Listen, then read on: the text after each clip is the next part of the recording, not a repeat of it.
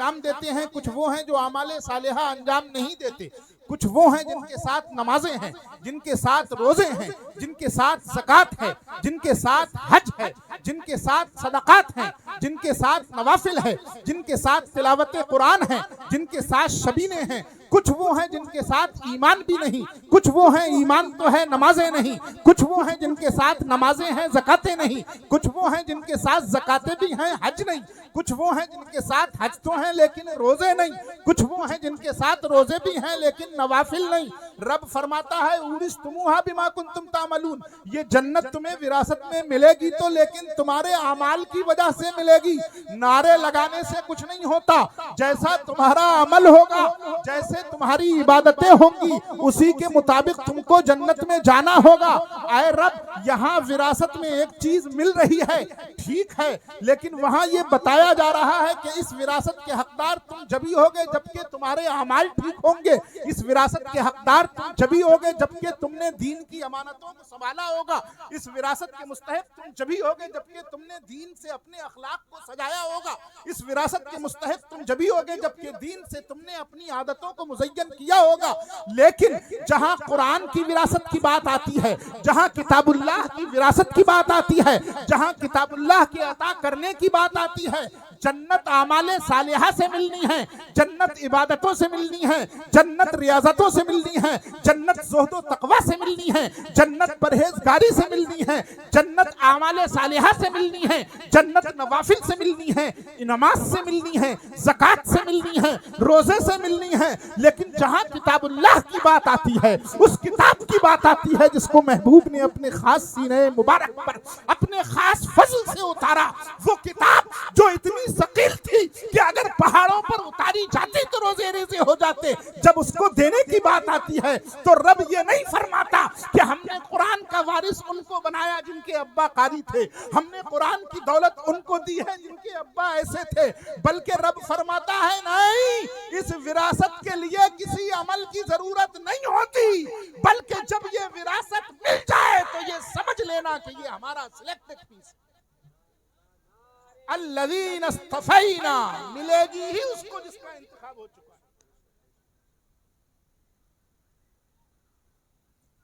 और आगे बढ़िए, ज़ालिका फ़ज़लुल्लाह युतीही मन यशा, ये अल्लाह का खास फजल है, जिसे वो चाहता है अता फरमा देता है। अब विरासत में एक खास चीज होती है, वो है हिफाजत। वो क्या है? हिफाजत। हिफाजत इस माना में कि जो चीज हमें बाप से विरासत में मिलती है वो हम नहीं बिगाड़ते। अपनी कमाई हुई दौलत बिगड़े तो नुकसान होता है, अफसोस होता है, मलाल होता है, लेकिन हम फिर भी ये चाहते हैं कि बाप की दौलत नहीं बिगड़ना चाहिए। ऐसा ही है ना? जो घर हमें विरासत में मिला है, अब्बा से मिला है, वो घर नहीं बिगड़ना चाहिए। ऐसा है नहीं? अपनी दौलत से अगर कुछ कमाया है, कारोबार खड़ा किया है, बिजनेस खड़ा किया है, कोई बात नहीं, चला जाए चलेगा। लेकिन जो अब्बा से विरासत में मिली है वो नहीं जाना चाहिए। क्यों? इसलिए कि उसकी हिफाजत हमारी जिम्मेदारी है। उसकी हिफाजत हमारी जिम्मेदारी। अब बड़ी मुख्तसर में समझिए, बहुत मुख्तसर में समझा दूं आपको। विरासत की हिफाजत हम ये समझते हैं कि हिफाजत यह है कि अगर हमारे पास हमने विरासत में एक घर पाया, अब अगर उस घर के आसपास का भी हमने खरीद लिया तो हिफाजत है या नहीं? विरासत है या खत्म हो गई? है ना? है। खत्म तो नहीं हुई ना? अगर 5 लाख रुपए मिले थे और 5 लाख के बजाय हमने 10 लाख कर लिए तो हिफाजत है ना? पीछे वाले बताओ, है हिफाजत? है। लेकिन कुरान की जिस हिफाजत की बात कर रहा है रब्बे करीम,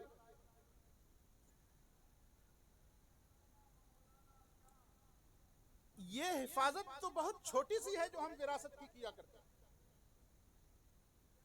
कुरान की जिस हिफाजत की बात हो रही है, कुरान को जिस तरह महफूज रखा है अल्लाह तबारक व तआला ने, यहां बात ये नहीं है कि जो कुरान है वो तो है ही है, अगर इसमें कुछ अच्छी चीजों का इजाफा हो जाए तब भी ये महफूज है। मुसलमानों, कुरान ये नहीं है, सुनो गौर से सुनो, कुरान को अदा करना ही महफूज नहीं रखा। कुरान में कितनी सूरतें? 114 सूरतें। 113 सूरतों के शुरू में बिस्मिल्लाहिर्रहमानिर्रहीम लिखा है, एक सूरत के शुरू में नहीं लिखा।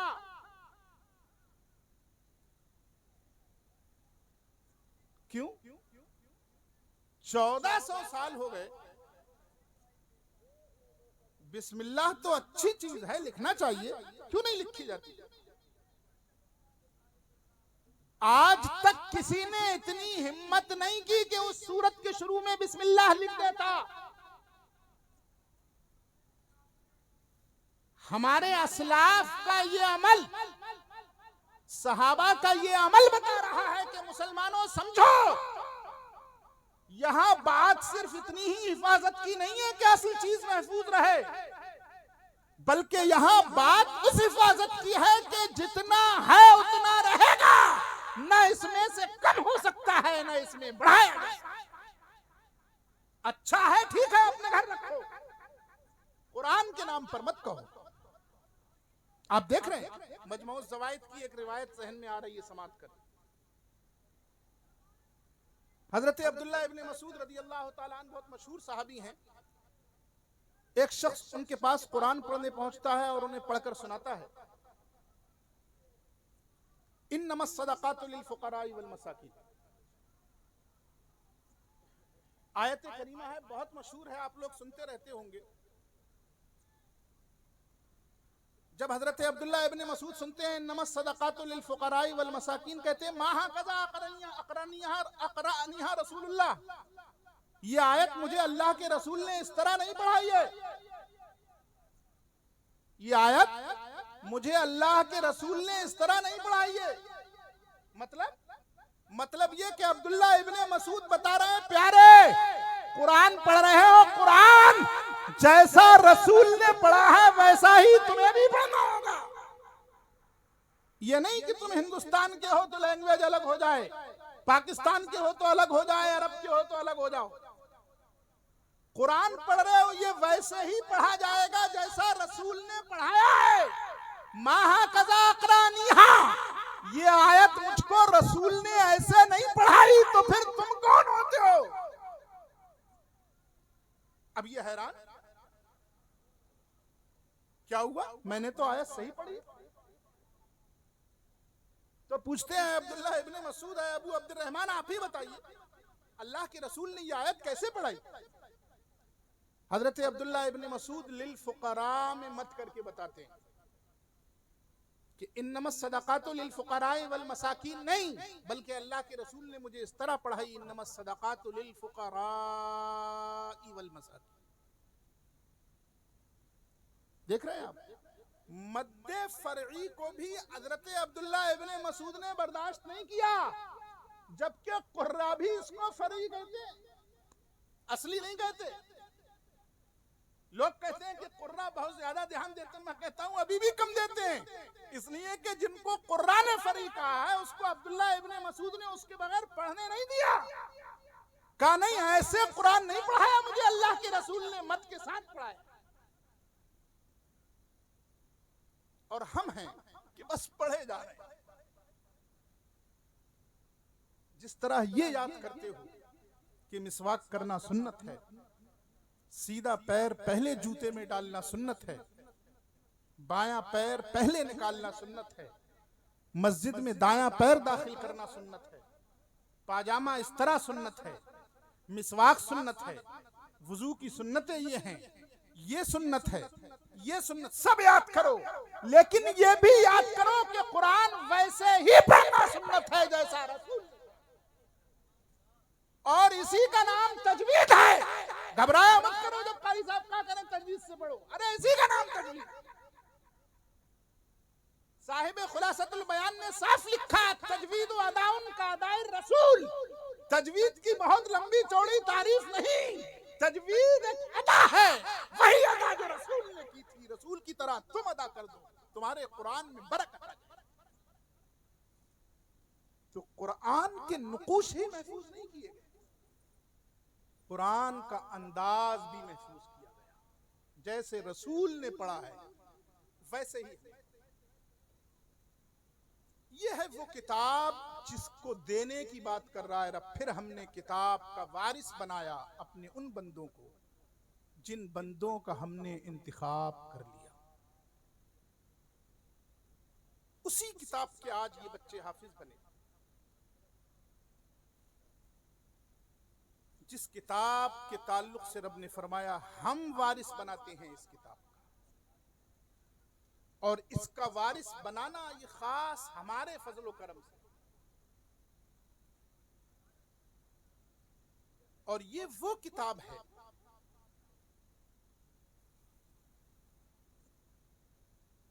कि इसमें न घटाया जा सकता है न बढ़ाया जा सकता है।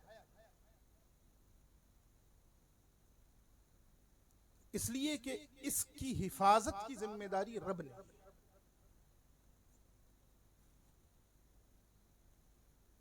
इसीलिए इसके पढ़ने का हुक्म खास तौर से रब ने कुरान में फरमाया कि इसको इस तरह पढ़ना। आज हम कितनी गलतियां करते होंगे आप सोचिए। हजरत अब्दुल्ला इब्ने मसूद ने मद्दे फरही भी बर्दाश्त नहीं किया, लेकिन हमारा आलम यह है कि हमें यही नहीं पता कि हम अल्हम्दु कह रहे हैं या अलहम्दु कह रहे हैं, हम अर्रहमान कह रहे हैं अर्रहमान कह रहे हैं, हमें पता ही नहीं। नहीं मुसलमानों, समझो इस दर्द को, समझो इस कमजोरी को समझो। अपने बच्चों को पढ़ाओ तो तजवीद के साथ पढ़ाओ, ताकि उनका कुरान वैसे ही हो जैसे सहाबा ने पढ़ा, जैसा रसूल ने पढ़ा। उसकी बरकत मालूम है आपको? उसकी बरकत ये होगी, अगर आपका बच्चा किसी सहीहुल इस्नाद कारी के पास कुरान पढ़ने पहुंचा है तो आप समझ लीजिए कि जिस तरह आप जरूरी समझते हैं कि हमारा बच्चा किसी पीर साहिब का मुरीद हो जाए तो तमाम बुजुर्गों की बरकतें उसको मिल जाएंगी और उसका सिलसिला रसूल करीम से जुड़ जाएगा, वैसे ही अगर किसी सही कारी के पास पहुंचा है तो इन तमाम कुर्राओ असातिज़ा की बरकतें उसको मिलेंगी और आपके बच्चे का सिलसिला उसी दिन बारगाह रिसालत से होता हुआ जिब्रील से जुड़े। इसलिए कुरान को वैसे ही पढ़िए, अपने बच्चों को वैसे ही पढ़ाइए जैसा रसूल ने पढ़ा, जैसा रसूल ने पढ़ा। हमने कुरान को वैसा पढ़ना छोड़ दिया। अगर हम कुरान को वैसे ही पढ़ने लगे तो आज भी कुरान की रोशनी घर घर में, आज भी लोग इस्लाम को मानने को मजबूर हो जाएं और दिल से इस्लाम कबूल करें, लेकिन हमने कुरान को छोड़ दिया, कुरान के सही पढ़ने को छोड़ दिया। आज अजमत कुरान कॉन्फ्रेंस में ये अहद कीजिए अपने आप से कि हमें कुरान सही पढ़ना है और सही पढ़वाना।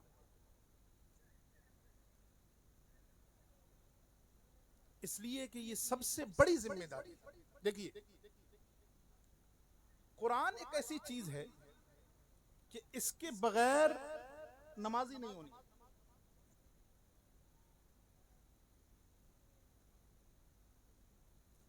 आपको जूता पहनने की सुन्नत मालूम हो या ना मालूम हो, नमाज हो जाएगी। मिसवाक करने की सुन्नत मालूम हो या ना मालूम हो, नमाज हो जाएगी। पजामा पहनने की सुन्नतें मालूम हो ना मालूम हो, नमाज हो जाएगी। लेकिन अगर कुरान को पढ़ने की सुन्नत नहीं मालूम है, यानी ये नहीं मालूम है कि हमारे रसूल ने कैसे अदा किया, हमारी अदा उस अदा के मुताबिक है नहीं, आपकी अदा अगर उस अदा से मेल नहीं खाती तो आपकी नमाज नहीं। न मालूम कितनी जगह आप ऐसा कुरान पढ़ेंगे जिसको अल्लाह के रसूल ने फरमाया रुब्बा क़ारिल लिल कुरानी वल कुरानु यलान।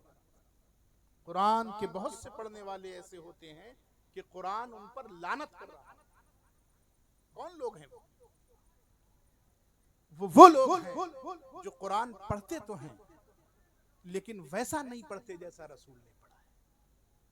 वो लोग हैं जो कुरान पढ़ते तो हैं लेकिन कुरान पर अमल करने की कोशिश नहीं। वो लोग हैं जो कुरान पढ़कर समझने की सलाहियत रखते हैं लेकिन उनके पास इतना वक्त नहीं होता कि वो समझने के लिए वक्त। तो ऐसा ना हो कि हम कुरान पढ़ें, वो किताब जिसके लिए रब ने फरमाया कि ये मेरे सिलेक्टेड बंदों को मिलती है, ये मेरे मुंतखब बंदों को मिलती है, हम उस किताब को अगर पढ़ें तो कम से कम ऐसा तो लगे कि हम अल्लाह की रहमत खासा के दायरे में आ गए। अरे यही तो किताब है। रब फरमाता है बंदे जहां भी इकट्ठे होकर मजलिस बनाकर दायरा बनाकर महफिल बनाकर कुरान पढ़ने लगे, गशियतहुमुर रहमा, अल्लाह तबारक व तआला की रहमत आकर उनके ऊपर चादर तान लिया करती है। कब? जबकि कुरान वैसे ही पढ़ा जा रहा हो जैसा रसूल ने पढ़ा है, कुरान वैसा ही पढ़ा जा रहा हो जैसा सहाबा ने पढ़ा है। हम अपने तलफ्फुज से अपनी अदायगी से अगर कुरान पढ़ें तो यकीनन कुरान के माना में फसाद हो, कुरान के मानी बिगड़ेंगे। तो बजाय इसके कि हमें सवाब मिले और गुनाह मिलने लगे, तो वो किताब जिसका रब वारिस बनाने की बात कर रहा है अपने उन बंदों को जिन बंदों का उसने इंतखाब खुद किया, उसको जब पढ़िए, उसके जब वारिस बनने की कोशिश कीजिए तो फिर थोड़ा होश में आकर। इसीलिए रब ने अपने महबूब को हुक्म दिया रत्तिलिल कुरआन तरतीला, ऐ महबूब कुरान ठहर ठहर। और सिर्फ हुक्म ही नहीं दिया बल्कि दूसरे मकाम पर फरमाया वरत्तलनाहु तरतीला, हमने भी कुरान जिब्रील की जबान से ठहर ठहर कर पढ़वाया, आहिस्ता आहिस्ता आहिस्ता नाज़िल किया। क्यों? इसलिए कि जो चीज आहिस्ता आहिस्ता ठहर ठहर कर पढ़ी जाती है उसका ताल्लुक दिल से होता है, वो दिल पर जमती है, वो दिल पर टिकती है। और जो चीज आई गुजर गई, रमजान में बस 3 खत्म, 4 खत्म, 6 खत्म, 10 खत्म, फिर उसके बाद 11 महीने, बोलो उसके बाद तो अगर कोई मरा तो 30-40वां देखा जाएगा, वरना नहीं। मुसलमानों बहुत अफसोस, वो किताब जिससे तुम्हें इज्जत मिली। एक हदीस और सुनो, हजरत नाफे इब्ने हारिस रदी अल्लाह ताला अन्हु सहाबी हैं अल्लाह के रसूल के। हजरत उमर इब्ने खत्ताब के दौर में उन्होंने मक्के का वाली बनाया, मक्के का गवर्नर हजरत नाफे मक्के के गवर्नर थे। हज का मौका आया, हजरत उमर इब्ने खत्ताब रदी अल्लाह ताला अन्हु हज के लिए चले और पैगाम भेज दिया हजरत नाफे के पास कि मुझसे फला मिल लो। हजरत नाफे आए, अस्फान नामी जगह में मुलाकात हो गई। तो सबसे पहले हजरत उमर ने पूछा रदी अल्लाह ताला अन्हु के नाफे तुम यहां आ गए, तुम अपने पीछे किसको खलीफा बनाकर आए? मन इस्तखलफ्ता, तुमने अपने पीछे किसे खलीफा बनाया? यानी तुम्हारे काम कौन अंजाम देगा, तुम्हारी हुकूमत की जिम्मेदारियां कौन पूरी करेगा? इसलिए कि हजरत उमर जानते थे जब बादशाह आया है तो फिर वहां निजाम हुकूमत का क्या होगा। जब गवर्नर यहाँ चला आया तो फिर वहां इदारती मामलात कौन संभालेगा, हुकूमती उमूर कौन संभालेगा? कहा तुम वहां किसको अपना खलीफा बना के आए हो? हजरत नाफे कहते हैं अब्दुर्रहमान इब्ने अब्जा को। उमर पूछते हैं कौन इब्ने अब्जा? कहा वही जो हमारा गुलाम हुआ करता था। हजरत उमर कहते हैं तुमने गुलाम को खलीफा बना दिया?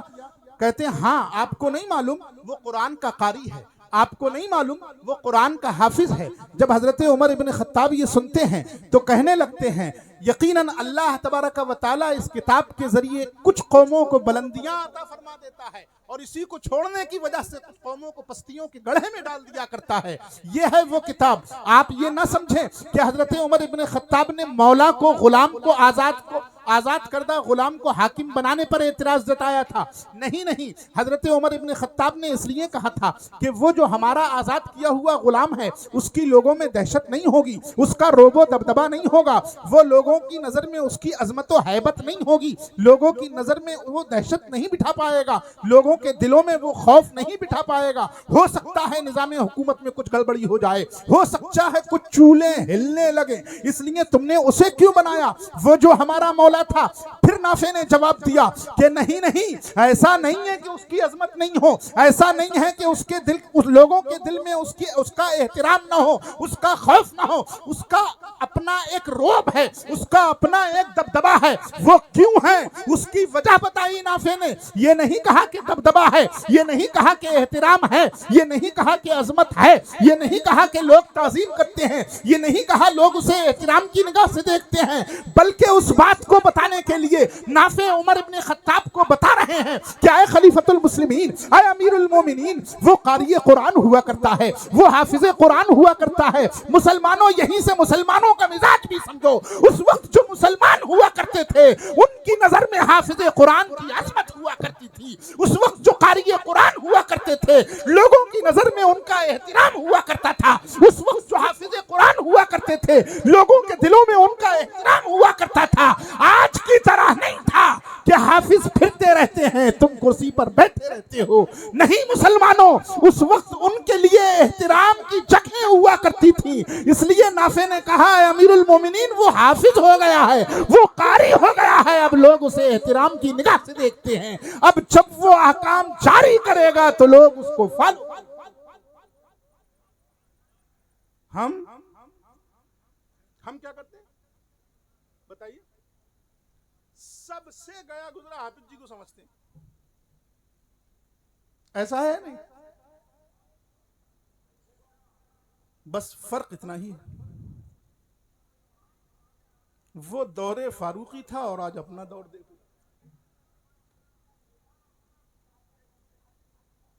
उस वक्त इस्लामी सल्तनत का दबदबा हुआ करता था और आज कहीं से दबाए जा रहे हो, कहीं से कुचले जा रहे हो, कहीं से पीसे जा रहे हो और आह भी नहीं कर सकते। क्यों हुआ? इसलिए कि उस किताब को छोड़ दिया जिस किताब से कौमों को बुलंदियां मिला करती। अल्लाह तबारक व तआला हम सबको कुरान पाक पढ़ने की तौफीक नसीब फरमाए और सही पढ़ने की तौफीक नसीब फरमाए। आमीन। व आखिरु दावाना अनिल हम्दुलिल्लाहि रब्बिल आलमीन। अस्सलामु अलैकुम व रहमतुल्लाहि